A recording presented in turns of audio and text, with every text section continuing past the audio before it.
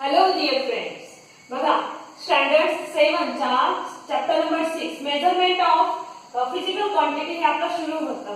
तर याचा आज सेकंड व्हिडिओ म्हणून आहे. तर मागील व्हिडिओमध्ये आपण बऱ्यापैकी इंट्रोडक्टरी पार्ट कंप्लीट केलेले होते. त्यात फर्स्ट होता फिजिकल क्वांटिटीज. आठवलं सर्वांना? Physical quantities, quantity that can be measured are called physical quantities like length, mass, weight, density, volume, area, etc. After this, physical quantities are of two types: scalar quantities and vector quantities. So, what are scalar quantities? Scalar quantities are the quantity for expressing, for completely expression, only magnitude is sufficient. There is no direction is required. म्हणजे अशी quantities ज्यांना express करण्यासाठी आपल्याला फक्त परिमाणची गरज आहे, व्हॅल्यूची गरज आहे, डायरेक्शनची गरज नाही. फक्त व्हॅल्यू सांगितली की त्यांचं एक्सप्रेशन कंप्लीट होतं. लाईक मास सपोज 5 kg आहे तर 5 kg, त्यामध्ये डायरेक्शन सांगायची गरज नाही. हे सर्व मी तुम्हाला मागील व्हिडिओमध्ये एक्सप्लेन केलं होतं आणि आय होप तुमच्या लक्षातही असेल. Scalar quantities example mass then volume, density, like this.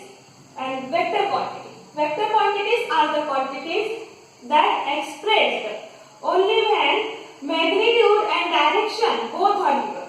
Means magnitude आणि direction जर दोघी दिलेल्या असतील तरच वेक्टर क्वांटिटीला एक्सप्रेस आपण पूर्णपणे करू शकतो. फॉर एक्झाम्पल फोर्सला डायरेक्शन असते, फोर्सला डायरेक्शन असते. Force then displacement, velocity, these are vector quantities. After this, we have also discussed about mass and weight. What are mass and what are weight? Mass is the matter present in a thing. एका वस्तूमध्ये जितका matter content आहे तो म्हणजे त्याचा मास. After this, weight is the force by which earth attracts it towards it. पृथ्वी ज्या जितके बलाने एखादी वस्तूला आपल्याकडे आकर्षित करते तो बळ म्हणजे वेट. ठीक आहे. तर या ठिकाणी मास आणि वेटचा फरक आपण बघितलेला होतो आणि आय होप तुमचे सगळे जे पॉइंट्स आहेत हे लक्षात असतील. तर ह्यानंतर आपण आजचा जो आपला मेन टॉपिक आहे, जो आपला मेन कॉन्सेप्ट आहे तो आहे स्टँडर्डाइज्ड मेजरमेंट. त्याच्याकडे वळूया.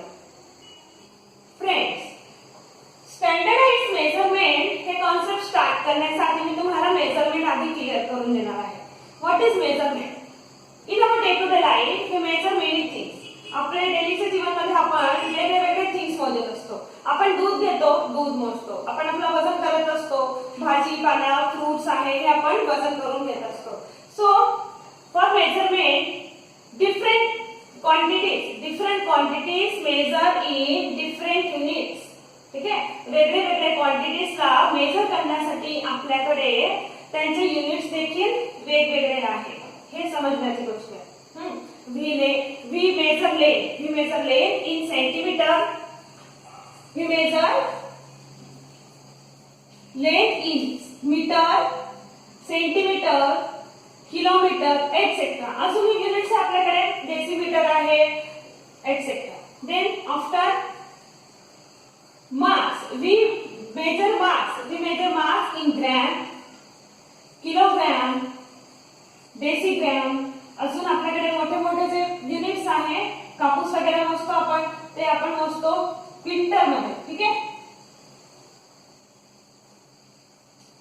So we have different units for measure same physical quantity. Different units: gram, kilogram, decigram, quintal, these are etc. These all are different units of weight. So measure only mass. After this we measure time. आपण time मोजत असतो. Time मोजतो second मध्ये, minutes मध्ये, hours मध्ये. तर these are the units for time.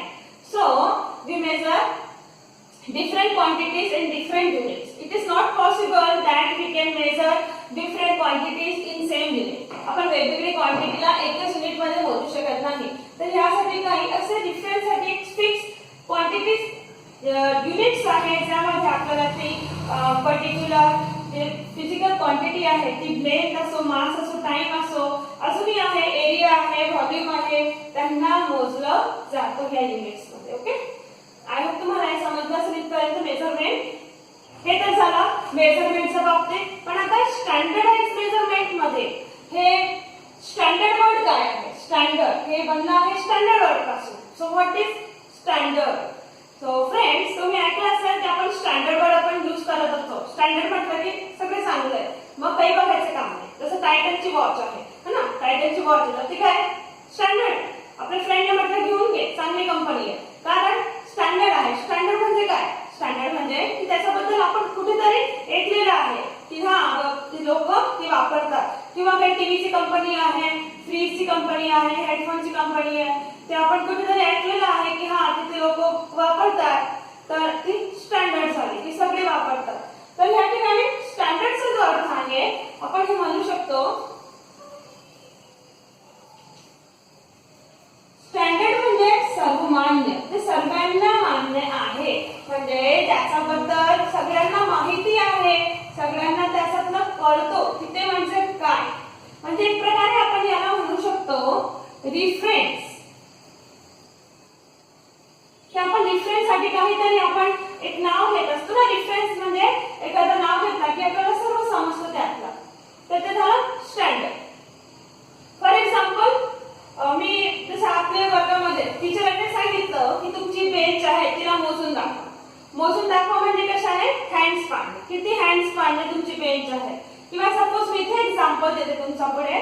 तर suppose मला हे फळं मोजायचं आहे. हा फळा मला इथून याची विड्थ किती आहे ते मोजायचं आहे.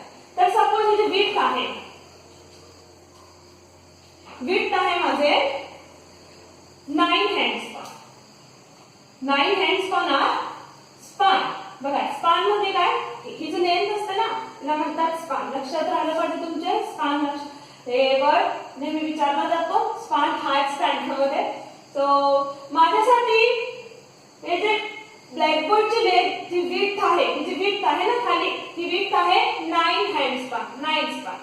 जर मी तुमच्यापैकी एखाद्या विद्यार्थीला विचारलं की तुमचे किती हँड स्पॅन आहे, तर ते सेम राहणार आहे का? बरं नाही, बिकॉज ही जी हँड स्पॅन आहे हे सगळ्यांसाठी वेगळे वेगळी लेंथ असू शकते ना, कारण हे तर नॅचरल आहे, काही फिक्स नसते.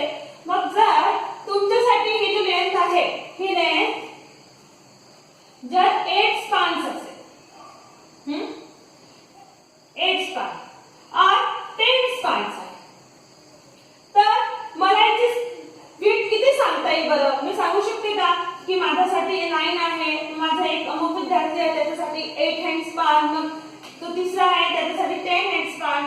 मग या ठिकाणी काय करणार? आपल्याला काही फिक्स याची विड्थ सांगता येईल का? नाही सांगता येणार ना. म्हणून हे जे सगळं घोळ आहे हे तर सांगणार नाही. म्हणून यासाठी एक असा फिक्स क्रायटेरिया पाहिजे, एक असं क्रायटेरिया पाहिजे, एक असे युनिट पाहिजे की ज्यामध्ये आपण हे एखादी लेंथला मोजलं तर हे सगळ्यांना समजणार.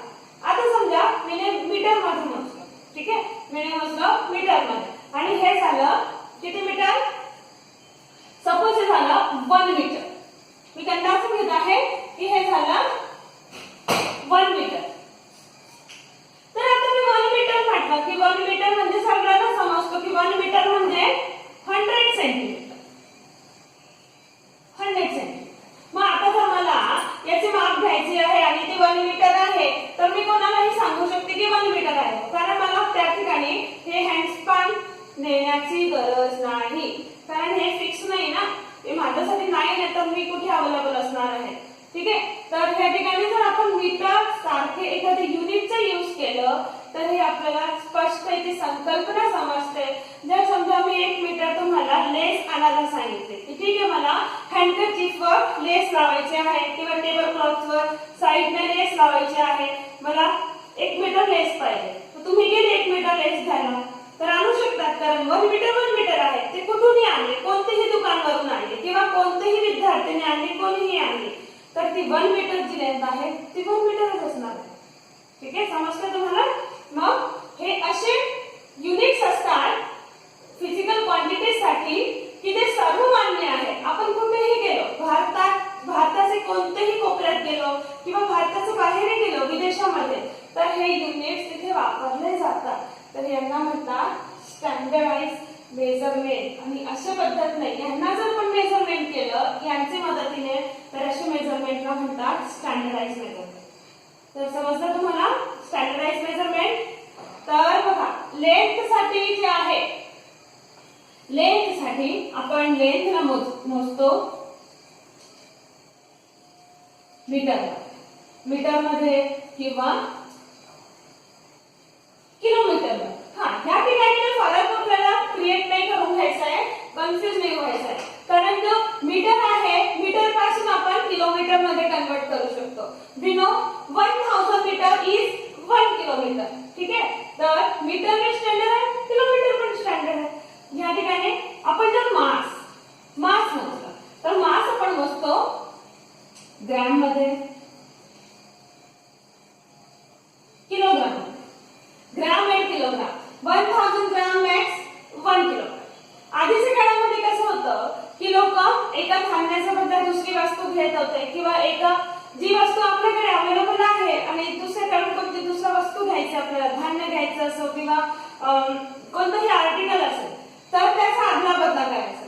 मग ह्यामध्ये व्यवहारमध्ये काहीतरी एरर्स यायचे है ना, नुकसान किंवा फायदा कोणाचा होऊ शकतो एखादी पार्टीचा. म्हणून या ठिकाणी मास साठी ही आपल्याला एक डिस्ट्रेंसची गरज पडली. तर मास साठी युनिट्स आहे ग्रॅम, किलोग्राम, असे मोठे मोठे किंवा याच्याहून लहान लहान युनिट सुद्धा आहे. तसंच टाइम साठी आहे, सेकंड आहे, मिनिट आहे अजून है ना. तर असे असतात स्टँडर्डाइज मेजरमेंट. ते सर्वमान्य आहे, ते एक रेफरन्स आहे, ते एक फिक्स क्रायटेरिया आहे ज्याने आपण सर्वांना सांगू शकतो, मोजू शकतो आणि सर्वांना ते समजणार आणि काही नुकसान फायदा नाही त्याच्यामध्ये कोणाचा, आणि ते सर्व मान्य असल्यामुळे त्याची कल्पना सर्वांना होते. तर हे होतं स्टँडर्डाइज मेजरमेंट. मग यानंतर सिस्टम्स ऑफ मेजरमेंट. तर बघा मित्रांनो, मेजरमेंट साठी वेगवेगळे सिस्टम आहे, जे वेगवेगळ्या देशामध्ये यूज केले जातात. काही देशामध्ये वजन मोजण्यासाठी ग्राम, किलोग्राम काही नाही, पॉन्ड. तुम्ही ऐकलं असेल पॉन्ड वगैरे. आपण केकचं ऑर्डर पॉन्ड यूज करतो किंवा लहान मुलगा झाला, जन्माला आलेला जो बाळ असतो त्याचं वजन पॉन्ड मध्ये मोजतो. तर आधीच्या काळामध्ये पॉन्ड सुद्धा यूज केला जायचा. काही देशामध्ये अजून सुद्धा मेजरमेंट साठी पॉन्ड यूज केला जातो. त्यानंतर फूट ऐकलं असेल. फूट ही युनिट आहे लेंथ मेजरमेंट साठी. हे पण जुन्या काळामध्ये यूज केलं जायचं, अजूनही काही देशामध्ये यूज केलं जातं. तर असे बरेच काही मेजरमेंटचे सिस्टम्स आहेत जे आपल्या जगभरामध्ये यूज केले जातात. पण त्यापैकी 2 असे मेजरमेंट सिस्टम आहे जो आपल्या देशामध्ये प्रचलित आहे आणि फक्त जे आपल्याला माहिती असणे गरजेचं आहे. बघा, तुम्हाला इन्फॉर्मेशनचे तौरवर इथे पुस्तकामध्ये दिलेलं आहे. ते आहे MKS and CG. ठीक आहे. MKS कॅपिटल आहे, they are short form, and CG. आणि आपल्याकडे 3 असे फिजिकल क्वांटिटी आहे जे बेसिक फिजिकल क्वांटिटी आहे. बेसिक म्हणजे मी तुम्हाला याच्या पुढे क्लिअर करणार. बेसिक फिजिकल क्वांटिटी जे आपण नेहमी मोजत असतो. फक्त इतकं लक्षात घ्या तुम्ही. आता लेंथ आहे, लेंथ, त्यानंतर मास अँड टाइम. हे तिघही आपण मोजण्यासाठी हे जे दोघी सिस्टम आहे, MKS सिस्टम आणि CGS सिस्टम, यामध्ये वेगवेगळे युनिट्स आहे physical quantity, length, mass and time. So in MKS system मध्ये लेंथ साठी आहे metre.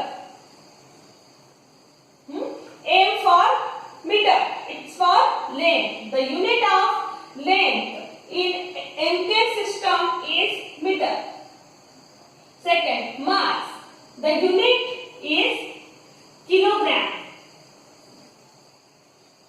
And S for second. The unit for time. So MKS full form is meter kilogram second. Meter kilogram second is the system of measurement that is called MKS system. MKS system. Similarly, this other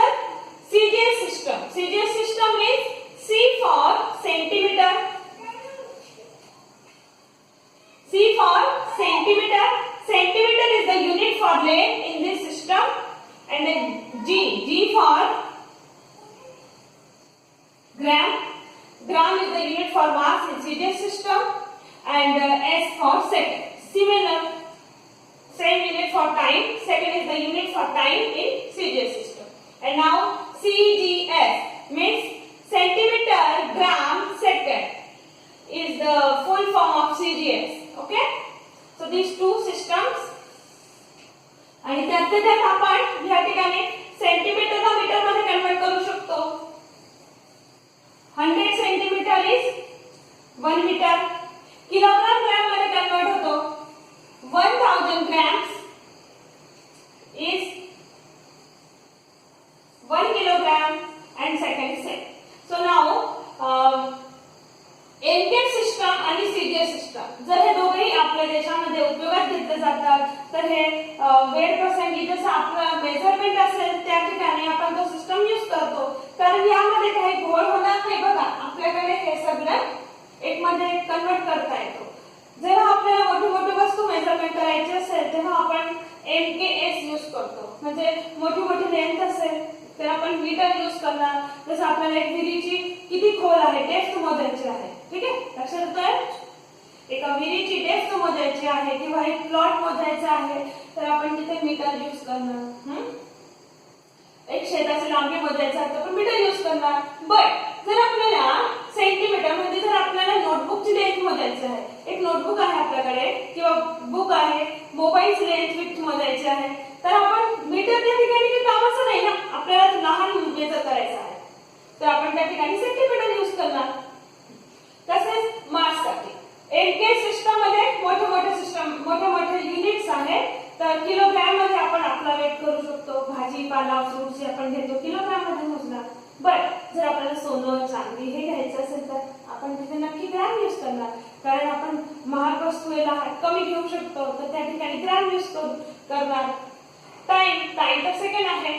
तर असं जो system आहे आपल्याला use करता येतो. दोन्ही system आपल्याला एका वेळेस यूज करता येऊ शकतात. हा, यात अजून एक आहे SI system. SI system means international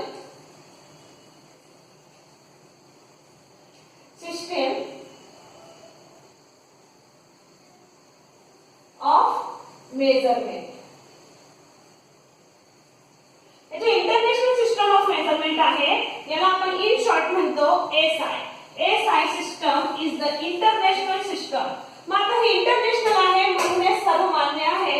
पुढे जगभरमध्ये या सगळे जे युनिट्स आहेत ते तिथे यूज केले जातात. एसआय सिस्टम मध्ये जे काही युनिट्स आहेत ते सेम टू सेम एमकेएस मध्ये जे आहे तेच आहे. म्हणजे आपण म्हणू शकतो एमकेएस आणि एसआय सेम आहे. मीन्स एसआय मध्ये लेंथ आहे मीटर, मास आहे किलोग्रॅम मध्ये, मास आहे किलोग्रॅम मध्ये, अँड टाइम आहे सेकंड मध्ये. Same. So international system of measurement means SI system is same as MKS system. Friends बघा आपण इथे लेंथ मोजली, मास मोजलं, टाइम मोजलं. तर आपण लेंथ मोजताना काय मोजलं? लेंथ मोजताना आपण आपली पट्टी घेतली, कंपास पेटीमध्ये असलेली किंवा मीटर टेप घेतली असेल हे घेतलं आणि लेंथ मोजली. आपण लेंथ मोजण्यासाठी फक्त लेंथ मोजली. जेव्हा आपल्याला मास मोजायचा असतो आपण भाजी घेतो, मास मोजतो, तो डब्यावर आपण बघितलं की वजन ठेवतो तो भाजी विकणार. मग फक्त काय मोजलं आपण तिथे? मास मोजलं. मास मोजण्यासाठी आपण फक्त मास मोजतो. हा, टाइम मोजायचं असलं तरी आपण फक्त टाइम बघणार. घडी बघितली, टाइम बघितलं, किती वाजले, किंवा कुठे जायचं आपल्याला 4 वाजता जायचंय, 2 वाजले, किती वेळ उरला? 2 तास उरलेले. मग आपण काय मोजलं इथे? फक्त टाइम मोजलं. आपण दुसरं काही बघितलं का या ठिकाणी? नाही. तर बघा असे काही फिजिकल क्वांटिटीज आहेत ज्यांना मोजण्यासाठी आपण फक्त आणि फक्त त्यांचा विचार करतो. अगर काही मोजण्याची गरज नाही. तर असे जे क्वांटिटीज आहेत त्यांना आपण म्हणतो फंडामेंटल क्वांटिटीज. काय म्हणतो मित्रांनो? Fundamental quantities. आणि हे जे फंडामेंटल क्वांटिटीज आहे, या क्वांटिटीज पासूनच आपण जे दुसरे क्वांटिटीज आहे, दुसरे क्वांटिटीज म्हणजे व्हॉल्यूम आहे, एरिया आहे, डेन्सिटी आहे, स्पीड आहे, व्हेलोसिटी आहे, यांना आपण डिराइव्ह करू शकतो. जसं बघ, आपण इथे लेंथची गोष्ट करतो की जसं एखादी ट्रेन आहे ते एका तासामध्ये 200 किलोमीटर चालते, तर त्याची स्पीड काय झाली? स्पीड झाली 200 kilometre per hour. 200 kilometre per hour मध्ये तुम्ही लक्ष द्यायचे की हे किलोमीटर जे आहे ही आहे लेंथ. ठीक आहे, हे काय आहे? लेंथ आहे. आणि आवर आहे टाइम. तर स्पीड मोजण्यासाठी आपण लेंथ प्लस टाइम हे दोघंही मोजतो. लेंथ आणि टाइम हे दोघंही आपण काउंट केले की किती टाइम मध्ये किती लेंथ, किती डिफरन्स म्हणजे किती डिस्टन्स कव्हर केली. तर हे जे क्वांटिटी आहे, मग या ठिकाणी ही फंडामेंटल नाहीये. फंडामेंटल म्हणजे फक्त स्पीड, म्हणजे फक्त स्पीड. पण स्पीड तर आहे, डिस्टन्स आणि टाइमचा रेशो की किती टाइम मध्ये किती अंतर कव्हर केलं आहे, किती अंतर चालली एखादी गाडी असो किंवा एकूण वाहनाची स्पीड आहे. तर हे दोघांचा रेशो आहे स्पीड, म्हणून स्पीड ही फंडामेंटल क्वांटिटी नाही. तसंच एक अजून आहे फोर्स. फोर्स मध्ये सुद्धा आपण इथे आपण घेणार फोर्स. नंतर जो फोर्स आहे आपण इथे लावत असतो, फोर्स साठी आपण यूज करतो मास इंटू एक्सेलरेशन. हा ऍक्च्युअली काय आहे तुमच्या सिलेबसला नाही आहे, पण मी तुम्हाला एक सांगते की जो फोर्स आहे मास मल्टिप्लाय एक्सेलरेशन. एक्सेलरेशन पण तुम्हाला अजून कळणार नाही. Acceleration is the rate of change in velocity. So M. तर मास आणि एक्सेलरेशन हे दोघंही क्वांटिटीला इथे ऍड करून मल्टिप्लाय करून फोर्सची काउंटिंग करतो. तर असे क्वांटिटीज ज्यांचे मेजरमेंट साठी आपल्याला फंडामेंटल क्वांटिटीजची गरज असते, मग असे क्वांटिटीजला आपण म्हणणार डिराइव्ड क्वांटिटी. लक्षात येतोय? डिराइव्ड क्वांटिटीज असे क्वांटिटीज जे दुसरे 2 किंवा 3 किंवा जास्त क्वांटिटीजवर डिपेंड असेल, मग ते डिराइव्ड क्वांटिटी म्हणतात. हा मित्रांनो, तुमच्या सिलेबसला फक्त फंडामेंटल क्वांटिटी आहे आणि मी ते कम्पेअर करणार नाही, पण तोपर्यंत तुम्हाला फंडामेंटल क्लिअर नाही होणार, म्हणून मी फक्त तुम्हाला आता फंडामेंटल सांगते. ठीक आहे, fundamental quantities are the quantities which express only the term of in that quantity itself. Length ला लेंथ मध्येच मोजतो, मास ला मास मध्येच मोजतो. तर असे क्वांटिटी फंडामेंटल क्वांटिटी म्हटले जातात, ज्यांच्यापासून आपण दुसरी क्वांटिटीजला आपण डिराइव्ह करू शकतो. दुसरी क्वांटिटीजला सुद्धा डिराइव्ह करू शकतो. आता मी एकदम तुमचा ओळखीचा शब्द लिहिते. मित्रांनो, तुम्ही एरिया काढलेला आहे रेक्टेंगलचा, काढला आहे ना? Area of rectangle is length multiply breadth. बघा, लेंथ मल्टिप्लाय ब्रीथ. तर लेंथ आपण मोजतो मीटर मध्ये, लेंथ मोजतो मीटर मध्ये आणि ब्रीथ पण मोजतो मीटर मध्ये. मग या ठिकाणी मीटर आणि मीटर, मग एरियाचे युनिट काय होईल?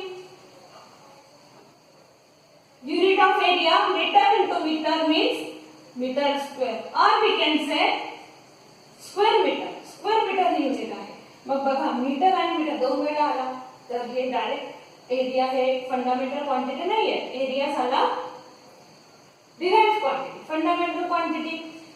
आता समजलं असेल. व्हॉल्यूम म्हणजे length multiply breadth multiply height. एक बॉक्स आहे, त्याची लेंथ आहे, त्याची ब्रीथ आहे, हाईट आहे. हे तिघही जर मल्टिप्लाय केलं की त्याचा व्हॉल्यूम निघतो. मग या ठिकाणी त्याची युनिट लेंथ हे तिघही लेंथ आहे, मग याची युनिट होईल मीटर क्यूब और क्यूबिक मीटर. तर युनिट वरूनच आपल्याला समजून जातो की युनिट एक क्वांटिटी फंडामेंटल आहे का डिराइव्ड क्वांटिटी फंडामेंटल नाही आहे.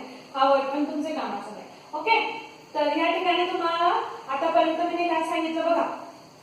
स्टार्टिंगला मी तुम्हाला सर्व मागे रिव्हिजन करून दिलं. Physical quantities, then scalar quantity, vector quantity, mass, weight, difference between them, and after that standardized measurement मध्ये आपण बघितलं what is mean by measurement and what is mean by standard, and by adding both the concepts, we have conclude what should be the meaning of standardized measurement. की standardise measurement म्हणजे difference होय, एक particular एक standard त्याचा दृष्टिकोन होय की ज्याने आपण कोणतीही फिजिकल क्वांटिटीला व्यवस्थितपणे मोजू शकतो, ॲक्युरेटली मेजरमेंट घेऊ शकतो, जे सर्व मान्य असेल, ते सर्वांना कळत असेल, त्याची जाणकारी सर्वांना असेल. हा, मग यानंतर आपण बघितलं different systems of measurement that are MKS and CGS. MKS system आणि सीजीएस सिस्टम दोघे एकमेकांशी कोरिलेटेड आहे, विशेष फरक नाहीये. त्यांच्यामध्ये एक सीजीएस आहे तो लहान वस्तूला हलकी वस्तू किंवा कमी लहान लहान युनिट आहे ते मेजरमेंट साठी आहे. तर एमकेएस त्याच्यापैकी मोठे जर लेंथ असेल, मास असेल, टाइम असेल, टाइम तर सेम होता, लेंथ आणि मास असेल तर त्या ठिकाणी आपण ते मोजण्यासाठी एमकेएस. मग ह्या दोघीपैकी आपण पाहिलं की एमकेएस हे सर्वमान्य आहे कारण त्याचे जो युनिट्स आहे ते बऱ्यापैकी मोठे पण नाही आहे आणि एकदम लहान पण नाही आहे, ग्रॅम सारखे किंवा सेंटीमीटर सारखे. म्हणून हे जे सिस्टम आहे तो इंटरनॅशनल सिस्टम म्हणून त्याला मान्यता दिली गेली आणि सर्व देशांनी त्याला मान्यता दिल्यामुळे मग त्याला international system SI system international system असं म्हटलं गेलं. म्हणजे एमकेएस सिस्टम हा सिस्टम ऑफ इंटरनॅशनल सिस्टम असं म्हटलं जातं. ठीक आहे.